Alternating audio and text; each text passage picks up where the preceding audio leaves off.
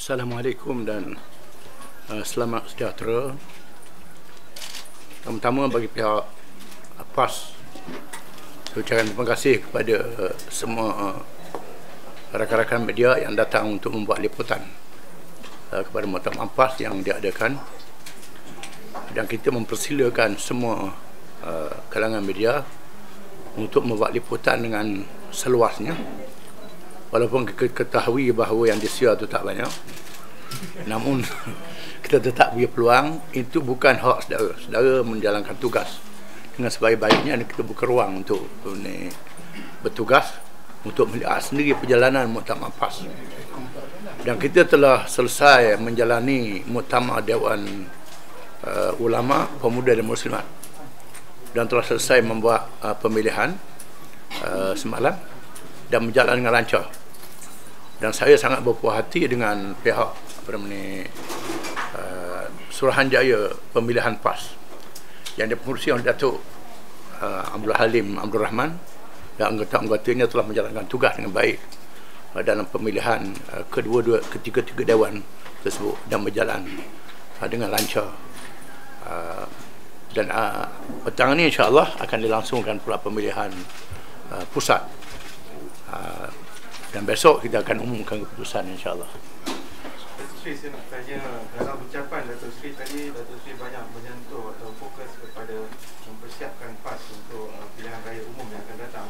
Bagaimana Datuk Seri lihat sentimen ahli PAS untuk mengukuhkan Pakatan Rakyat itu sendiri bersama dengan PAS menjalankan pilihan raya, memandangkan UMNO termasuk Perdana Menteri masih lagi membuat tawaran kepada PAS meninggalkan Pakatan Rakyat? Saya telah turun ke bawah dan melawat keseluruhan negeri. Bahkan ada negeri yang saya lawat ke kawasan-kawasan, dan saya dapati kerjasama yang baik antara PAS dengan rakan-rakan Pakatan Rakyat. Dan kita terus dengan Pakatan Rakyat mengikut agenda yang kita atur seterusnya untuk pilihan raya umum. Ya.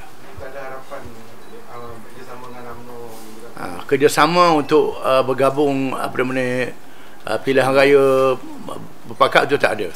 Kalau bincang supaya pilihan raya yang adil, itu kita boleh. Kita boleh supaya perbaharui sistem pilihan raya yang ada ini supaya lebih demokratik. Itu kita bersedia berbincang bila masa. Ya. Presiden tadi sikit mengenai ucapan Presiden mengenai para 17 tu, walaupun mungkin adanya perbezaan dasar dan konsep dengan rakan-rakan tu, boleh tak Datuk kombinasi perbezaan tu dari segi mana? Dari segi rakan-rakan Ideologi, kita berbeza ideologi, berbeza agama, berbeza pendekatan dan beberapa perkara. Namun kita boleh bekerjasama dalam titik bersamaan. Contohnya dalam menegakkan yang adil untuk semua, mengatasi masalah kemiskinan. Dan kita sudah menjurus kepada polisi dan konsep yang lebih maju apabila kita membuat resolusi dalam convention di Selangor dan di Pulau Pinang. Antaranya kita menerima Islam sebagai agama persekutuan. DAP terima dan semua parti terima. Dalam masa yang sama kita memberi hak pada penganut agama lain untuk menjalani agama mereka, hak mereka. Menerima hak istimewa orang Melayu dan Bumi Putera, itu diterima oleh semua rakan-rakan. Kerana melihat realiti yang ada hari ini, majoriti orang miskin, majoriti yang tertinggal ialah Bumi Putera dan orang Melayu, dan dia terima. Dalam masa yang sama kita memberi layanan yang adil juga pada kaum lain yang miskin. Begitu juga menerima bahasa Melayu sebagai bahasa kebangsaan, itu kita terima. Dan raja, perlembagaan itu kita terima. Itu antara dasar bersama yang kita terima.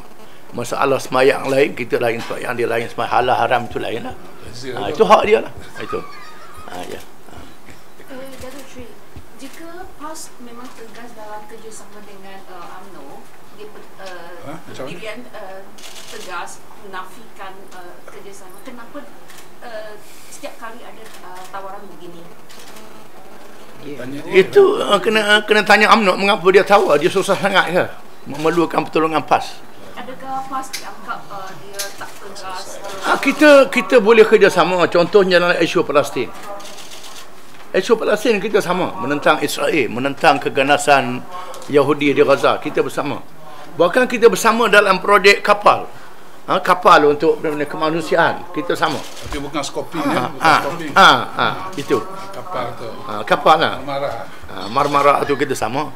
PAS pun ada sama dalam Marmara dulu, UMNO pun ada, kita ada sama. Isu menangani apa namanya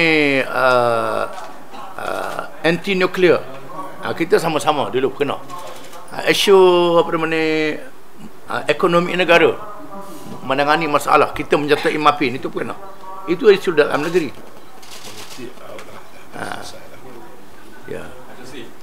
PAS mungkin menafikan wujudnya perpecahan disebabkan oleh pemilihan sekarang. Tapi kalau kita lihat sekarang ni sudah nampak pertembungan antara kumpulan ulama dengan yang bukan ulama. So bukankah ini dah ada ciri-ciri perpecahan?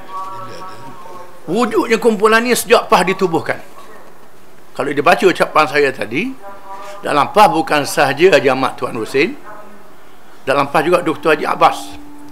Dr. Haji Abbas pernah jadi yang bertua PAS yang kedua selepas Haji Ahmad Fuad.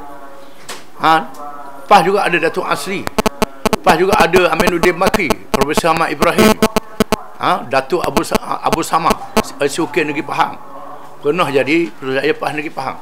Itu bukan baru. PAS disertai oleh semua kalangan dan PAS mengambil pendekatan kepimpinan secara kolektif. Kerana Islam tu luas. Islam tu bukan saja urusan agama mengikut pahaman barat, termasuk juga cara hidup. Cara hidup tu termasuklah urusan pertanian, urusan macam-macam. Itu melibatkan. Di Kelantan pernah Datuk Asri ada Menteri Besar, Ishak Lutfi ada Menteri Besar, pernah Datuk Nasir ada Menteri Besar. Datuk Nasir pegawai pertanian.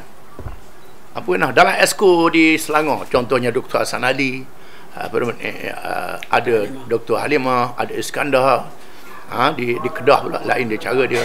Itu kita melihat keperluan di negeri-negeri, menunjukkan bahawa kita melibatkan semua kalangan. Pasal dulu isu ni begitu tebal sekali. Adakah PAS dah memang abandon Islam? Ya, saya nak tanya, saudara orang Islam tidak? Islam. Kalau orang Islam itu jadi keyakinan kita. Macam saudara juga. Dengan sebab itu kita tak boleh ragu kepada Islam kalau kita orang Islam. Tetapi dalam masalah beramal dengan cara hidup, itu ada perbezaan yang perlu diraikan antara satu sama lain. Itu kita kena faham. Dan ini ada dalam Islam. Dalam Islam itu ada.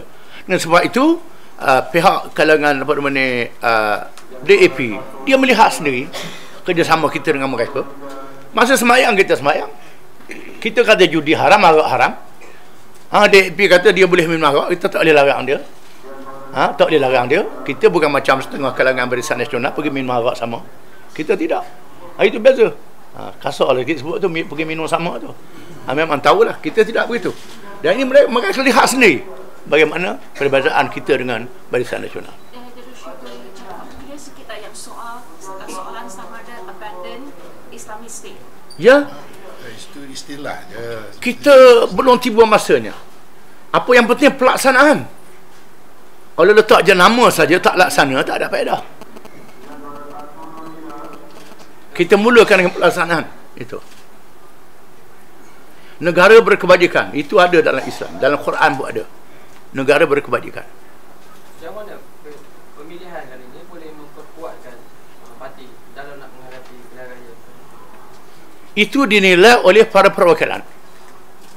Perwakilan boleh menilai calon-calon yang bertanding dan mereka melihat keperluan untuk menghadapi cabaran di masa akan datang.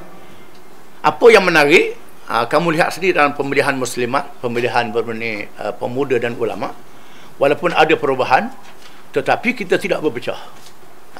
Itu. Ya. Semalam perwakilan pemuda ada membangkitkan bahawa pemilihan ada kabar angin mengatakan bahawa ada setengah calon untuk pemilihan kali ini ditaja oleh ejen-ejen tertentu. Siapa sebut? Ya. Saya rasa tidak ada kepentingan untuk menaja. Kalau Barisan Nasional ada kepentingan, calon yang menang tu ada harapan boleh projek, boleh apa. Kita boleh projek apa? Nak taja pun buat rugi duit je. Ya. Betul tak betul lah. Ya. Semalam itu Dewan Ulama ada menyatakan mereka mementingkan ulama rakib ulama di semua peringkat kepimpinan. Adakah ini kemungkinan akan mempengaruhi pemilihan yang akan nanti tentang timbalan para perwakilan kita sudah matang. Isu kepimpinan ulama ini sudah dikemukakan sejak awal. Dan dalam PAS ini silih berganti. Mereka melihat keperluan cabaran yang dihadapi oleh parti dia masa ke masa. 80-an, 90-an itu kita melihat mengikap cabaran-cabaran mengikut masa dan keadaan waktu dan setempat. Ya. Mengenai kenaikan harga barang, baru ni tarif elektrik sudah naik. Ya. Dan mungkin minyak pula nak naik. Ya. Mesti banyak sebut dalam ucapan tu. Ya. Tindakan yang PAS dilakukan untuk menjengahkan isu. Saya dah sebut pada dasarnya perkara yang menjadi rukun hidup kepada rakyat. Rukun hidup kepada rakyat. Air, api, kesihatan, pendidikan, rukun hidup. Ada perkara yang wajib kerajaan kena tanggung. Wajib yang kena tanggung. Selangor sebagai contohnya ada qada percuma diberi kepada sepatutnya elektrik begitu juga, dan Barisan Nasional dia ikut juga. Dia dah ikut. Itu ikut belakang kita lah tu. Contohnya pendidikan ada yang percuma, rawatan ada yang percuma, ada yang berbayar. Dan kita kena sedar bahawa dalam menghadapi masalah ekonomi mengikut konsep yang diamalkan oleh Islam, kita tidak seharusnya membebankan rakyat, tetapi kerajaan menambahkan hasil mengikut produktiviti yang berlaku dalam ekonomi. Dan sebab itu bila produktiviti itu maju, dengan sendiri hasil negara bertambah. Yang penting ialah adil dan telus. Adil dan telus inilah yang meningkatkan kemajuan ekonomi. Itu konsep yang diamalkan oleh Islam, bukan dengan mewajibkan secara paksa terhadap rakyat. Apa yang berlaku hari ini, rakyat dipaksa dan diperbodohkan. UMNO Malaysia.